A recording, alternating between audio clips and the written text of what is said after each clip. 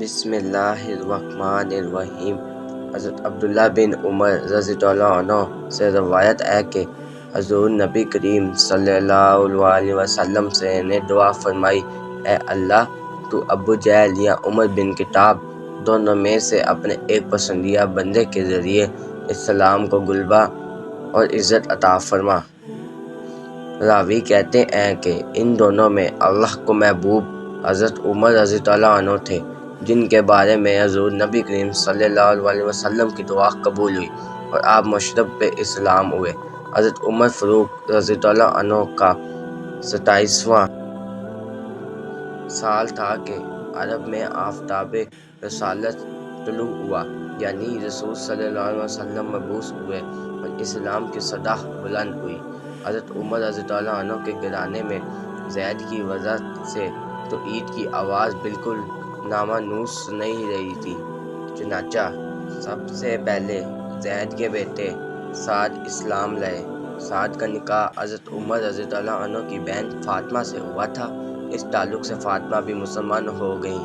اسی خاندان میں ایک اور معزز شخص نعیم بن عبداللہ نے بھی اسلام قبول کر لیا تھا، لیکن حضرت عمر رضی اللہ عنہ ابھی تک اسلام سے بیگانہ تھے۔ ان کے کانوں میں جب یہ صدا پہنچی تو سخت برہم ہوئے، یہاں تک کہ قبیلے میں جو لوگ اسلام لا چکے تھے ان کے دشمن بن گئے۔ لبنیہ ان کے خاندان میں ایک کنیز تھی جس نے اسلام قبول کر لیا تھا۔ اس کو بے تحاشا مارتے اور مارتے مارتے تھک جاتے تو کہتے ذرا دم لے لوں تو پھر ماروں گا۔ لبنیہ کے سوا اور جس پر قابو چلتا تھا دریغ نہیں کرتے تھے، لیکن اسلام کا نشہ ایسا تھا کہ جس کو چڑھ جاتا تھا اترتا بالکل بھی نہ تھا۔ ان تمام سختیوں پر ایک شخص کو بھی وہ اسلام سے بد دل نہ کر سکے۔ آخر مجبور ہو کر فیصلہ کیا کہ نعوذ باللہ خود بانی اسلام کا قصہ پاک کر دے۔ تلوار کمر سے لگا کر سیدھے رسول صلی اللہ علیہ وسلم کی طرف چلے۔ راہ میں اتفاقاً نعیم بن عبداللہ مل گئے۔ ان کے تیور دیکھ کر پوچھا، خیر تو ہے؟ بولا کہ محمد صلی اللہ علیہ وسلم کا فیصلہ کرنے جاتا ہوں۔ انہوں نے کہا کہ پہلے اپنے گھر کی خبر لے لو، خود تمہاری بہن اور بہنوئی اسلام لا چکے ہیں۔ فوراً پلٹے اور بہن کے یہاں پہنچے۔ وہ قرآن پڑھ رہی تھی، ان کی آہٹ پا کر چپ ہو گئی اور قرآن کے اجزاء چھپا لیے، لیکن آواز ان کے کانوں میں پڑ چکی تھی۔ بہن سے پوچھا کہ یہ آواز کیا تھی؟ بہن نے کہا کہ کچھ نہیں۔ بولے کہ نہیں، میں سن چکا ہوں، تم دونوں مرتد ہو گئے ہو کیا؟ یہ کہہ کر بہنوئی سے گریباں ہو گئے اور جب ان کی بہن بچانے کو آئی تو ان کی بھی خبر لی، یہاں تک کہ ان کا بدن لہو لہان ہو گیا۔ اسی حالت میں ان کی زبان سے نکلا کہ عمر جو بن آئے ہو کرو، لیکن اسلام اب دل سے نہیں نکل سکتا۔ ان الفاظ نے حضرت عمر رضی اللہ عنہ کے دل پر خاص اثر کیا۔ بہن کی طرف محبت کی نگاہ سے دیکھا، ان کے بدن سے خون جاری تھا۔ یہ دیکھ کر اور بھی رکت ہوئی، فرمایا تم لوگ جو پڑھ رہے تھے مجھ کو بھی سناؤ۔ فاطمہ رضی اللہ عنہ نے قرآن کے اجزاء اللہ کے سامنے رکھ دیے، اٹھا کر پڑھا۔ ایک روایت میں ہے کہ سورۃ طٰہٰ کی آیات تھی۔ ایک ایک لفظ پر ان کا دل محروق ہوتا جاتا تھا۔ پھر کلمہ شہادت کا اقرار کیا۔ یہ وہ زمانہ تھا کہ رسول صلی اللہ علیہ وسلم ارقم کے مکان میں جو کوہ صفا میں واقع تھا پناہ گزین تھے۔ حضرت عمر فاروق رضی اللہ عنہ نے آستانہ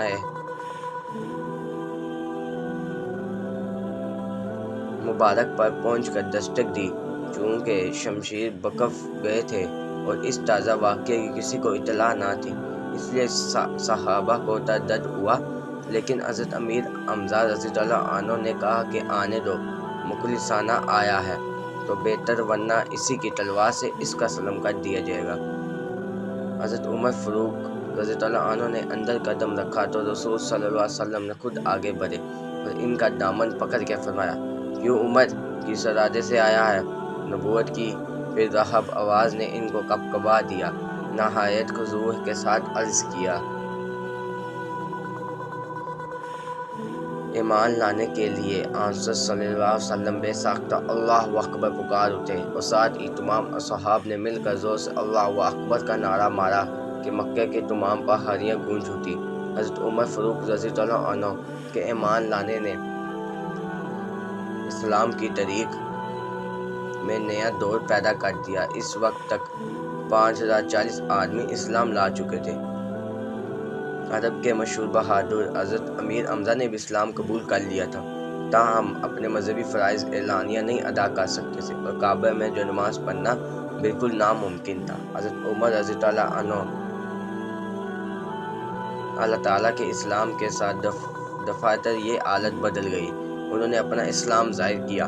کافروں نے اول ان پر بڑی شدت کی، لیکن وہ برابر ثابت قدمی سے مقابلہ کرتے رہے، یہاں تک کہ مسلمانوں کی جماعت کے ساتھ کعبے میں جا کر نماز ادا کی۔ ابن شام نے اس واقعے کو عبداللہ بن مسعود رضی اللہ عنہ کی زبانی ان الفاظ میں روایت کیا: جب عمر بن فاروق رضی اللہ عنہ اسلام لائے تو قریش سے لڑے، یہاں تک کہ کعبے میں نماز پڑھی اور ان کے ساتھ ہم نے بھی نماز پڑھی۔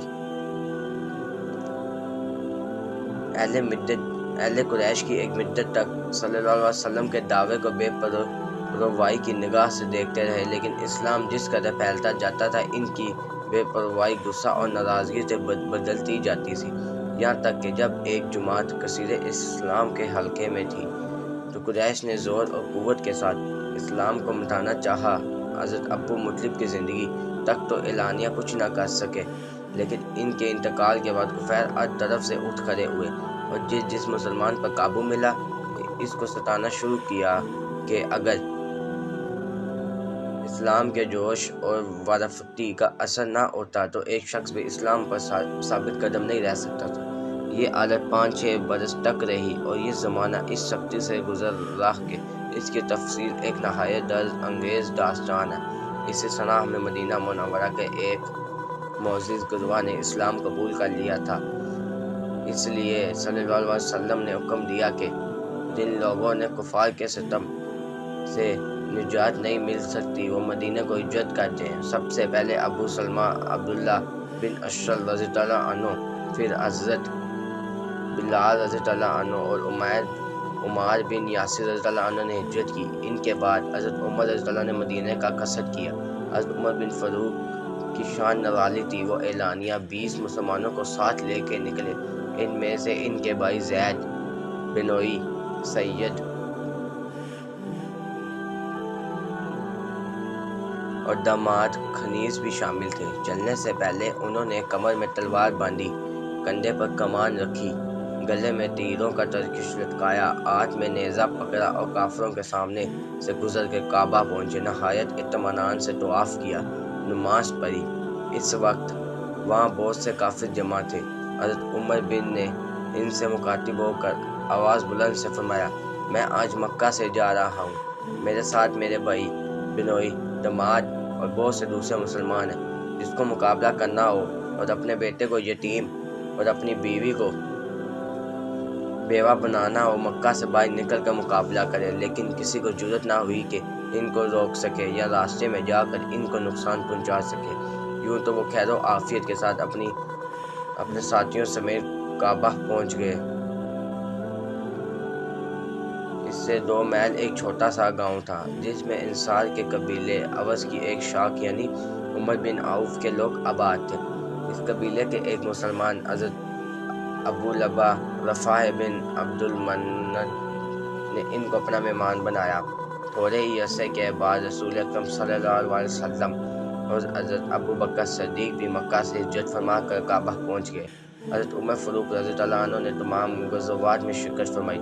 حضرت عمر رضی اللہ عنہ بدر میں شریک ہوئے، اگرچہ اس معرکے میں راہ و تدبیر، جان بازی اور پامردگی کے لحاظ سے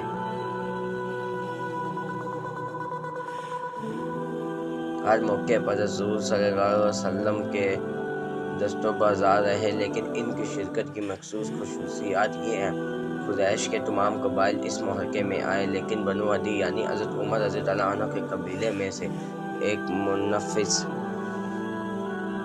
بھی شریک جنگ نہیں ہوا، اور یہ امر جہاں تک قیاس کیا جا سکتا ہے صرف حضرت عمر رضی اللہ عنہ کے رہب و ذات کا اثر تھا۔ حضرت عمر فاروق رضی اللہ عنہ کے ساتھ ان کے قبیلے اور حلفاء کے 12 آدمی شریک جنگ تھے۔ سب سے پہلے جو شخص ان معرکے میں شہید ہوا وہ حضرت عمر رضی اللہ عنہ کا غلام تھا، ابن اشام، عاصی بن ہشام بن مغیرہ، جو قریش کا ایک معزز سردار اور حضرت عمر رضی اللہ عنہ کا ماموں تھا۔ حضرت عمر رضی اللہ عنہ کے ہاتھ سے مارا گیا۔ یہ بات حضرت عمر رضی اللہ عنہ کی خصوصیات میں شمار کی گئی ہے کہ اسلام کے معاملات میں قرابت اور محبت کا اثران پر کبھی غالب نہیں آ سکتا تھا۔ چنانچہ یہ واقعہ اس کی پہلی مثال ہے۔ اس معرکے میں مخالف کی فوج سے جو لوگ زندہ گرفتار ہوئے ان کی تعداد 70 تھی، اور ان میں اکثر قریش کے بڑے بڑے سردار تھے، مثلاً حضرت عباس رضی اللہ عنہ، عقیل، حضرت علی رضی اللہ عنہ کے بھائی ابو العاص بن الربیع، ولید بن عبد الولید کا ذلت کے ساتھ گرفتار ہو کر آنا ایک عبرت خیز سماع تھا۔ قیدیوں کے معاملے میں حضرت عمر رضی اللہ عنہ کی رائے اس بنا پر یہ بات پیدا ہوئی کہ ان لوگوں کے ساتھ کیا سلوک کیا جائے۔ رسول صلی اللہ علیہ وسلم نے تمام صحابہ سے رائے لی اور لوگوں نے مختلف رائے دی۔ حضرت عمر بن رضی اللہ عنہ نے اختلاف کیا اور کہا کہ اسلام کے معاملے میں رشتہ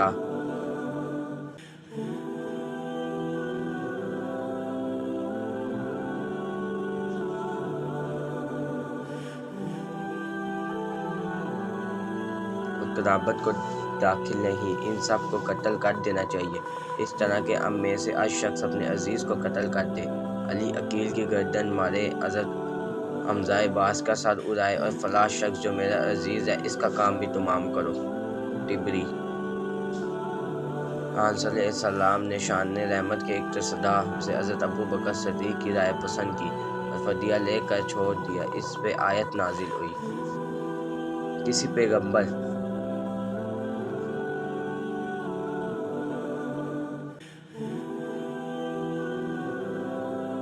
کے لیے یہ زیبا نہیں ہے کہ اس کے پاس قیدی ہوں جب تک کہ وہ خوب خون ریزی نہ کر لے۔ حدیبیہ کی صلح میں حضرت عمر فاروق رضی اللہ عنہ کو نہایت اضطراب ہوا۔ معاہدہ ابھی لکھا نہیں جا چکا تھا کہ حضرت ابوبکر صدیق رضی اللہ عنہ کے پاس پہنچے اور کہا کہ اس طرح دب کر کیوں صلح کی جائے۔ انہوں نے سمجھایا رسول صلی اللہ علیہ وسلم جو کچھ کرتے ہیں اسی میں مصلحت ہوگی، لیکن حضرت عمر فاروق رضی اللہ عنہ کو تسکین نہیں ہوئی، خود رسول صلی اللہ علیہ وسلم کے پاس چلے گئے اور کہا کہ اس طرح دب کر کیوں صلح کی جائے۔ انہوں نے سمجھایا اور اس سے بات چیت کی، یا صلی اللہ علیہ وسلم کیا آپ رسول صلی اللہ علیہ وسلم نہیں ہیں؟ رسول صلی اللہ علیہ وسلم بے شک ہوں۔ حضرت عمر فاروق رضی اللہ عنہ کیا ہمارے دشمن مشترک نہیں ہیں؟ رسول صلی اللہ علیہ وسلم بے شک ضرور ہیں وہ مشترک۔ حضرت عمر فاروق رضی اللہ عنہ پھر ہم اپنے مذہب کو کیوں ذلیل کریں؟ رسول صلی اللہ علیہ وسلم میں اللہ کا پیغمبر ہوں، اللہ کے حکم کے خلاف نہیں کرتا۔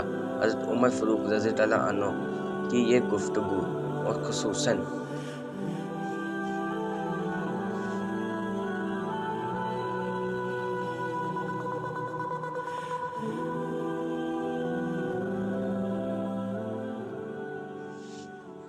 انداز گفتگو اگرچہ خلاف ادب تھا، چنانچہ بعد میں ان کو سخت ندامت ہوئی اور اس کے کفارے کے لیے روزے رکھے، نفلیں پڑھی، خیرات دی، غلام آزاد کیے۔ غرض معاہدہ صلح لکھا گیا اور اس پر بڑے بڑے اکابر صحابہ جن میں حضرت عمر رضی اللہ عنہ بھی داخل تھے دستگیر ثبت ہوئے۔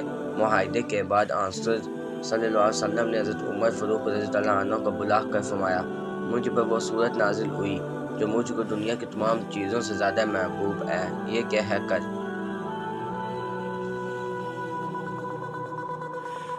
آپ صلی اللہ علیہ وسلم نے یہ آیتیں پڑھی۔ صحیح بخاری کی حدیث ہے، اللہ کے رسول صلی اللہ علیہ وسلم کی وفات کے بعد سب سے اہم مسئلہ آپ کے خلیفہ کا انتخاب تھا۔ مسلمانوں کو اتنی بڑی سلطنت کو بغیر خلیفہ کے خالی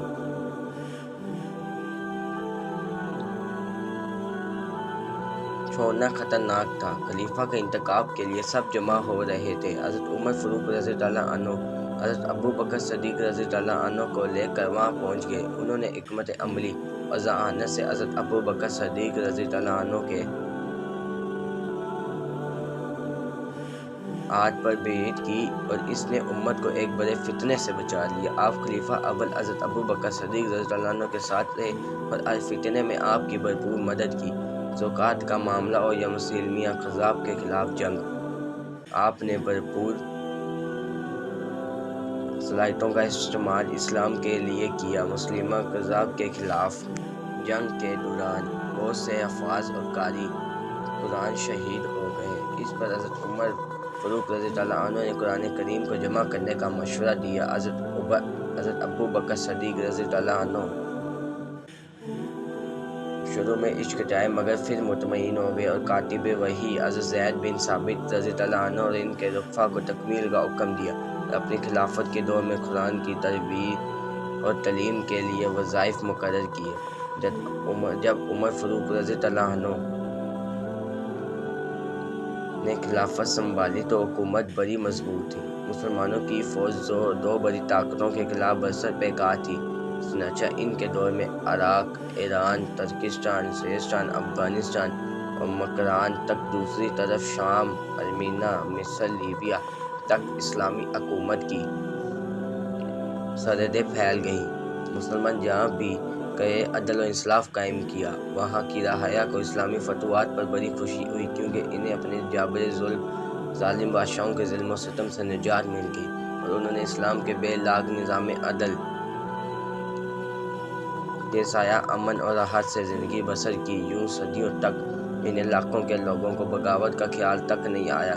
انہوں نے اپنے دور حکومت میں لاتعداد ایسے کام کیے جن کی مثال دی جاتی ہے۔ انہوں نے اسلامی حکومت کے طول و عرض میں چھاؤنیاں قائم کی، محکمہ معلومات قائم کیا جس سے ہر سپاہی کو یقین آ گیا اگر وہ اپنا روزگار بند کر کے فوجی خدمت کر کے چلا جائے گا تو اس کے اہل و عیال بھوکے نہیں مریں گے۔ محکمہ مالیات سے غیر مسلموں کو بھی وظائف دیے گئے تاکہ وہ مسلمانوں کے وفادار رہیں۔ انہوں نے امہات المومنین کے لیے بھی وظیفے مقرر کی۔ آپ نے فوجی چھاؤنیاں قائم کروائیں، متعدد نئے شہر آباد کروائے، ان میں زندگی کی تمام سہولیات میسر کی۔ وہ پہلے مسلمان حکمران تھے جنہوں نے نومولود بچے کا بھی وظیفہ جاری کیا جو عمر کی رفتار کے ساتھ بڑھتا رہتا تھا۔ حضرت عمر فاروق رضی اللہ عنہ کا دور خلافت 10.5 برس پر میت تھا جس میں پسماندہ طبقات کی فلاح اور عدل و مساوات کے لیے غرنقدار اقدامات کیے گئے۔ آزاد عدلیہ، پولیس کا انتظام، جیل خانوں کا قیام، محاصیل کے اصول کا نظام، مختلف آمدنیوں کا حساب، آبپاشی کا نظام، ضابطۂ تعلیم اور قرآن و حدیث کا باضابطہ آغاز کیا گیا۔ حضرت عمر فاروق رضی اللہ عنہ نے یتیم خانے بنوائے، سماجی بہبود کے مراکز بھی بنوائے۔ آپ کے دور میں اسلامی فوج کو منظم شکل دی گئی اور خبر رسانی اور جاسوسی کے لیے علیحدہ شعبے قائم کیے گئے۔ اپنے دور خلافت میں آپ نے تعلیمات اسلامیہ کی روشنی میں عظیم اسلامی فلاحی ریاست کے لیے اصول ضروری فرمائے۔ ان سے فیضیاب ہو کر تاریخ انسانی کے مختلف ادوار میں ترقی یافتہ ممالک اپنے عوام کو خوشحالی سے ہمکنار کر چکے ہیں۔ آپ کی زندگی ہمارے لیے مشعل راہ ہے۔ حضرت عمر فاروق نے اپنی زندگی نہایت سادگی سے گزاری، بیت المال سے کبھی ایک پائی بھی ناجائز نہیں لی۔ ان کے سالانہ اخراجات بالکل عام سپاہی کے برابر تھے۔ 22 لاکھ مربع میل ریاست کے امیر ہونے کے باوجود آپ فقیر، صفت، دلک پوش اور بیت المال سے ایک مزدور کے برابر وظیفہ لینے والے حاکم تھے۔ ایک بار کیسر روم کا ایلچی آپ کی خدمت میں حاضر ہوا اور یہ دیکھ کر آپ ایک مزدور کے لباس میں سرانِ اینٹ رکھ کے کھلولا فرما رہے ہیں، نہ کوئی سیکورٹی ہے نہ پہرے دار، ایسا متاثر ہوا کہ واپس جا کر پھر مدینہ منورہ آیا اور اسلام قبول کر لیا۔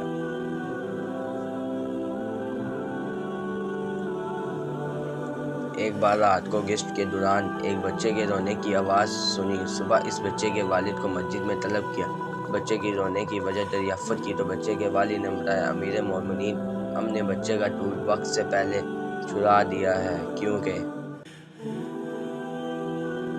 امیر المومنین بچے کا دودھ چرانے کے بعد بچوں کا وظیفہ مقرر کرتے ہیں تو آپ بولے اور کہا، اے عمر، تجھ پہ افسوس، تیرے اس فیصلے کی وجہ سے کتنے بچوں کو وقت سے پہلے دودھ چرا دیا گیا ہوگا۔ اسی وقت فیصلہ صادر فرمایا، آج کے بعد بچہ پیدا ہوتے ہی اس کا وظیفہ مقرر کر دیا جائے گا۔ آج برطانیہ اور بعض ممالک میں جو بچوں کو وظائف دیے جاتے ہیں، اسے برطانیہ میں لا کہا جاتا ہے۔ گائز، اگر آپ کو یہ ویڈیو اچھی لگی ہے تو ہمارے چینل کو لائک کریں، سبسکرائب کریں اور شیئر کریں اور بیل آئیکن کو دبانا نہ بھولیے گا۔ اللہ حافظ۔